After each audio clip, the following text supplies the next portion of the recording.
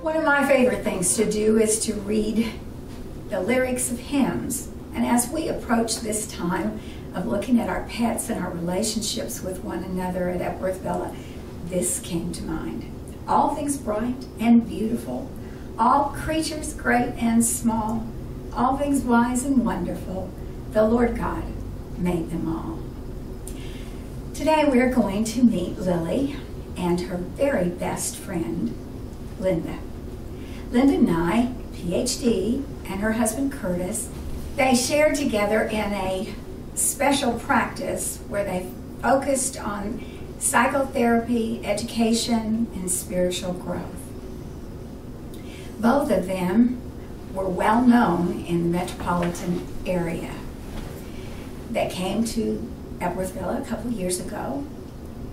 However, after a year, Curtis died.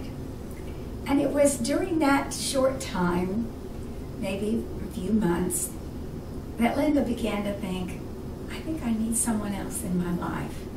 And somehow, little Lily was invited into her life and has changed all of our lives here at Epworth Villa. So today, we are going to meet Lily, and we'll talk a little bit more about Linda. But all creatures great and small, here we go. Well, Linda, I am excited to have you here. Could you tell us a little about Lily? Well, Lily is just the most little precious dog I've ever had, and I've had many golden retrievers and boxers and collies and chihuahua.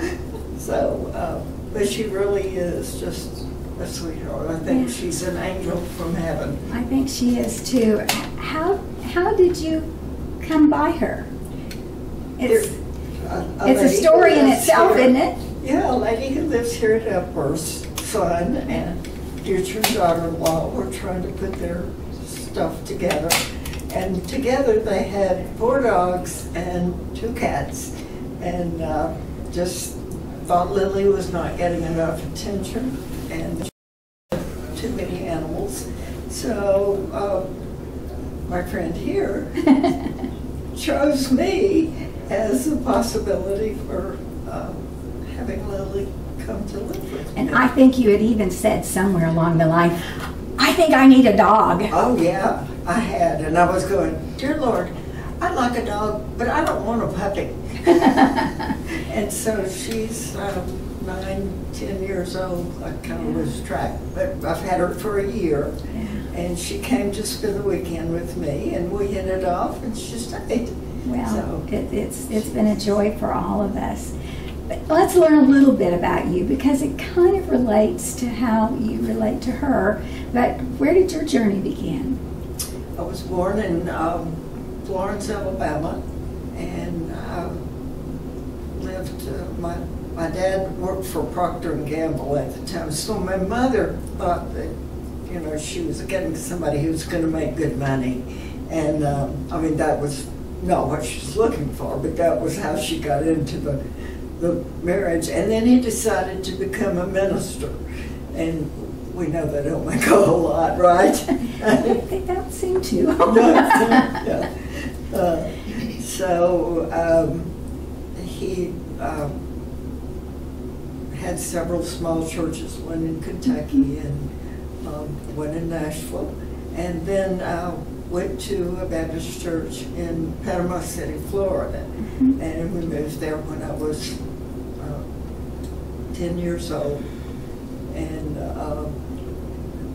the kids in Florida had already started learning fractions, and we hadn't had fractions in Tennessee, and that was just, you know, math never was good for me after that. But it was a nice place to grow up. Yeah. And then you went on to get graduate degrees. And, I did. I went to Mississippi College, which is a Baptist school. And from there I went to Southwestern Baptist Seminary and have a master's in religious education. And that's where I met Curtis, and we married. As you continued with Curtis, you all then developed this center, and your offices were near each other? Well, actually, we were in the same office together So- for a while. And then he went to work for Baptist Hospital. Yeah. And then Baptist came to Memphis City and wanted to add my office to their enterprise. And then not too long after that, they closed. So we went back into private practice. And you had an experience with having dogs with you in that office? I Did you do that? Yeah. We had a golden retriever who just was a sweet dog. I mean, I've had a lot of sweet dogs. I've had one that was kind of snotty, that, you know, that's one out of all of them is okay. In fact, we had that dog passed away, and we got another golden retriever who looked Exactly like, but both of them were just wonderful with kids. And it made coming to your offices a lot less scary, didn't it? And they would play with them, and then we would get on with whatever we were doing. And in fact, one of my clients had a placard made that said Dr. Mack, and the dog's name was McGregor. So dogs have been a real part of your life, and you and Curtis enjoyed. I think you had animals in your home life and all kinds of animals on where you lived, right? Right. Yeah. Okay.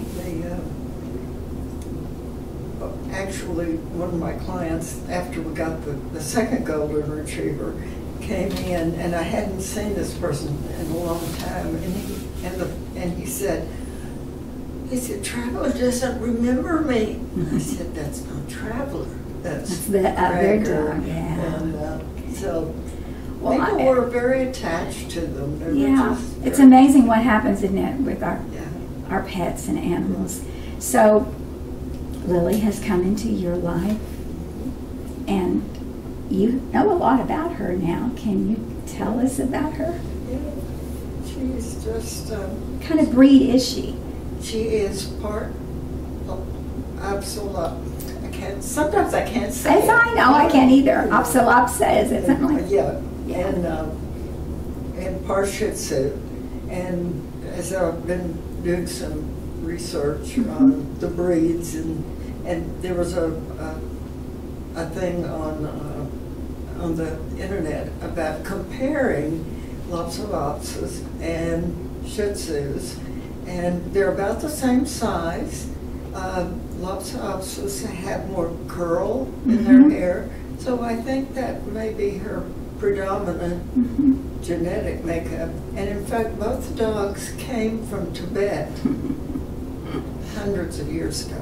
Yeah. And it is said that they have, or were thought to have, a soul component to them. And I believe that. I believe that too, and I believe we understand that through her. I mean, there is just something extraordinary. But if she goes all the way back to Tibet, my goodness, we've got a whole spiritual nature. And sometimes she will sit kind of like with her head up. Well, she probably won't do it now. She says, I'm enjoying this. I just know I'm supposed to be good. Well, she is, and you have been teaching her a lot. Okay. Can you dance for us? Huh? Good girl. Good girl. Whoops. Got away from us. There it is. Right there. You want to get it? There you go. Okay. Want to do a high five? No, just one high five at a time. There you go. Good girl. Yeah, can you do the other paw? Well, do both of them. Okay. All right. Let's see what else you can do. Look at here. Can you come here? Come here. Come on. I think you missed one. Well, it's okay. There you go. There you go, Lily.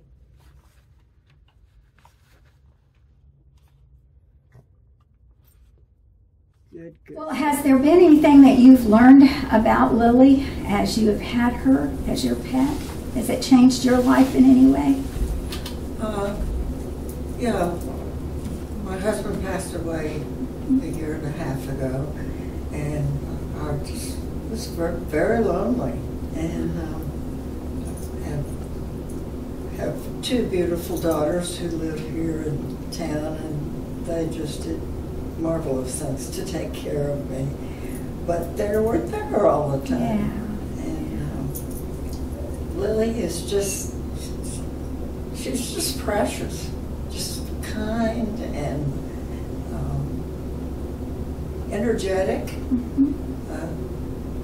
We walk probably a mile a day. She would walk further if I would. She didn't wear out No. ever, I don't think, in her walks. Yeah. You have a little place of privacy because Epworth Villa allowed you to have a little fence area out, or a little place where she can get out and do her thing. Yet. But it's on its way. It's on its way. 'Cause that's a wonderful gift Yeah. that Epworth provides for people with pets. And you all are on the first floor. I don't think we have cats on second and third, but I don't think we have any dogs on first. But But she always lets me know when she needs to go out. That's a marvelous thing. Jump up and down Yeah. and hop around, and then it's time to go. And see, she's just a very well-behaved little girl. And so sometimes magic sort of takes place when you open the door and she goes out in the hall. What happens?